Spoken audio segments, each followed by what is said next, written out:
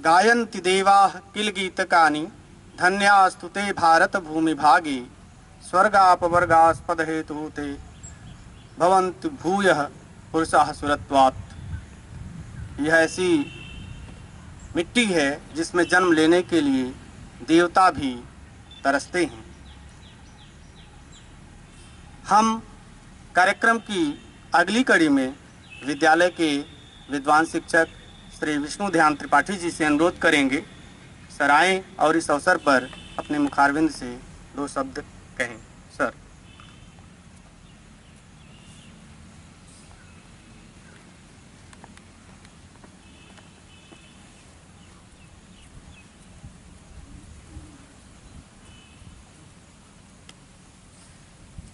जयतु भारतम जयतु राष्ट्रध्वजम उत्तरं यत् समुद्रस्य हिमाद्रेश्चैव दक्षिणं वर्षं तत् भारतम नाम भारती यत्र संतति।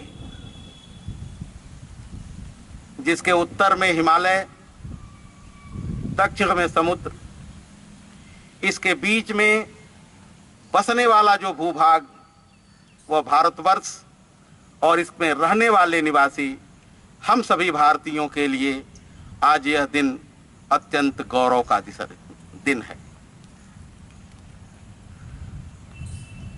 आदरणीय प्राचार्य महोदय, उप प्राचार्य महोदय, मुख्याध्यापक महोदय, विद्वान शिक्षक साथीगण और अपने घर से ही इस समारोह में भाग ले रहे विद्यालय के प्यारे बच्चों,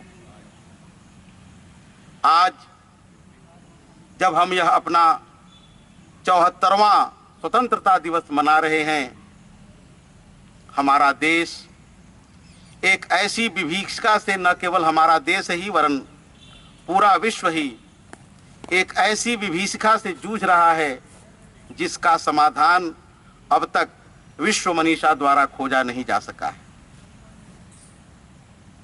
और ऐसे इस आपातकाल में हम सभी की जिम्मेदारी इतनी बढ़ गई है कि हमें अपने स्वयं के परिवार, समाज, विद्यालय और देश के लिए जो हमारी आवश्यकताएं हैं उन्हें आज पूरा करने का वक्त हम सभी के सामने उपस्थित है। अभी हमारे पूर्व वक्ता श्री गुलाब प्रसाद जी ने यह कहा और इसको बार बार रेखांकित किया कि हम अपने कुछ स्वार्थों को बलिदान करके ही राष्ट्र की सेवा कर सकते हैं, क्योंकि राष्ट्र या समाज या परिवार यह हमेशा ही बलिदान मांगता है। क्योंकि आज हम जिस स्वतंत्र भारतवर्ष में सांस ले रहे हैं, अगर उस समय के स्वतंत्रता संग्राम सेनानियों ने यह सोच लिया होता कि अगर हम यह कदम उठा रहे हैं, इसका परिणाम हमारे लिए क्या होगा, हमारे परिवार के लिए क्या होगा, तो शायद अपने और अपने परिवार के हितों को ध्यान में रखते हुए वे इतना बड़ा कदम कभी भी उठा नहीं पाए होते। यह उनकी निस्वार्थ परायणता थी, जिन्होंने अपने व्यक्तिगत और अपने पारिवारिक हितों से ऊपर उठकर समाज और देश को एक नई दिशा देने का प्रयास किया। अगर 1857 में मंगल पांडे ने यह सोच लिया होता कि जब मैं अपने एडजुटेंट पर गोली चलाऊंगा तो उसका परिणाम क्या हुआ होगा या क्या हुआ होता, तो संभवतः जिसे हम स्वतंत्रता संग्राम की प्रथम चिंगारी कहते हैं, वह चिंगारी ही न उठी होती। और यह संभव है कि अगर ऐसा न हुआ होता तो हमारी स्वतंत्रता 90 साल के संघर्ष के बाद मिल जाती, इसमें संदेह बना रहता। 1857 से 1947 तक इन 90 वर्षों में कितने देशभक्तों ने अपनी जान गंवाए, कितने लोगों ने ब्रिटिश हुकूमत का झंडा यह आसमान से उसे जमीन पर रौंदने के लिए अपनी जान न्यौछावर कर दिया। यह आज का दिन उन सभी सपूतों के प्रति कृतज्ञता व्यक्त करने का दिन है। जब यह नारा लगा कि स्वतंत्रता हमारा जन्मसिद्ध अधिकार है, ब्रिटिश हुकूमत ने इसे कुचलने के लिए अपना पूरा दम लगा दिया। लेकिन नमन है भारत के उन सूरवीरों को जिन्होंने अपने शारीरिक पराक्रम और बौद्धिक पराक्रम के द्वारा इस देश को स्वतंत्र कराने में सफलता पाई। आज पुनः वह दिन उपस्थित है जब हम सभी को अपने व्यक्तिगत निहित स्वार्थों से ऊपर उठकर अपने प्रति, अपने परिवार के प्रति, समाज के प्रति और देश के प्रति अपने दायित्वों को ईमानदारी पूर्वक पालन करने का संकल्प लेना चाहिए। महाभारत का एक प्रसंग है, युधिष्ठिर ने सरसैया पर पड़े हुए भीष्म पितामह से पूछा, धर्म क्या है? भीष्म पितामह ने उत्तर दिया, धारणात् धर्म इत्याहु, जिसे हम धारण करते हैं वही धर्म है। फिर पूछा उन्होंने आगे, कहे धर्मो धार्यते प्रजा, और बिना धर्म के हम प्रजा की सेवा नहीं कर सकते। तो अब धर्म क्या है? धर्म रिलीजन नहीं है।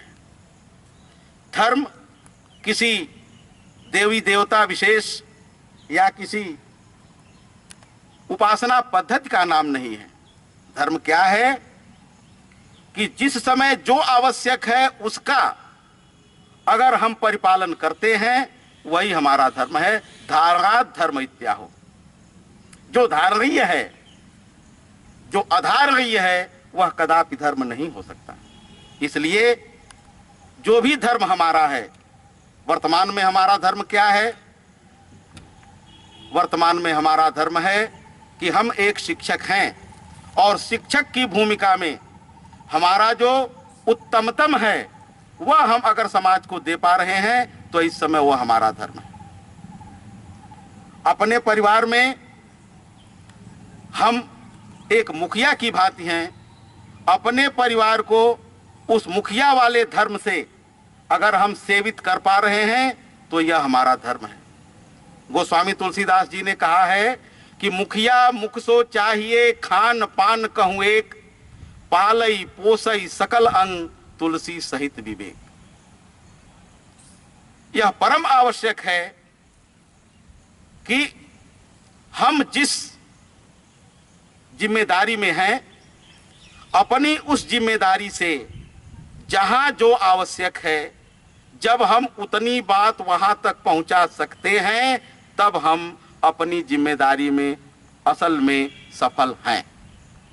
क्योंकि मुख अगर यह सोचे कि आंख बहुत ज्यादा जो है वो देखती है, इसको थोड़ा ज्यादा न्यूट्रिशन दे दिया जाए, पैर ज्यादा चलता है, इसको आंख से थोड़ा ज्यादा दे दिया जाए, हाथ बहुत सारा काम करता है, इसको पैर से थोड़ा ज्यादा दे दिया जाए, फिर ये सोचे कि हार्ट तो जो है ये पूरी बॉडी को जो है वो गवर्न करता है, इसको सबसे ज्यादा दे दिया जाए, तो हम यह देखते हैं कि जब कभी भी हमारी बॉडी इस डिसऑर्डर में आ जाती है, तमाम प्रकार की संक्रामक व्याधियां हमें घेर लेती हैं।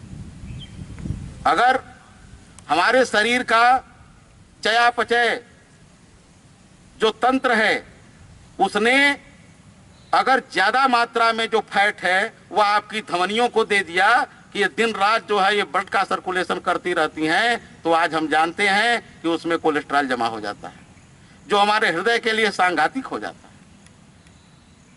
इस प्रकार हमें यह विचार करना होगा, जैसा कि गुलाब सर कह रहे थे, कि हमारे व्यक्तिगत स्वार्थ क्या हैं और वह हमारे समाज और राष्ट्र के निर्माण में कहीं आगे तो नहीं आ रहे। अगर वे आगे आ रहे हैं हमें अपने उन व्यक्तिगत स्वार्थों की तिलांजलि देनी है। और अभी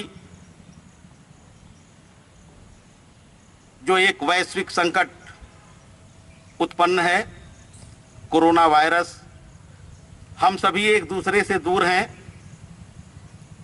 प्रकृति के अनुसार हम सभी को अपनी जीवनचर्या को स्थापित करना होगा, क्योंकि इस महामारी ने यह साबित कर लिया कि आप प्रकृति को नहीं साध सकते।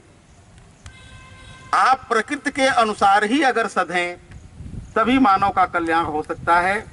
इसलिए पर्यावरण का संरक्षण, प्रकृति का संरक्षण और प्रकृति के साथ अपने जीवन का सामंजस्य बनाना आज के दौर की सबसे बड़ी आवश्यकता है। हम सभी को इस दिशा में कार्य करने की जरूरत है।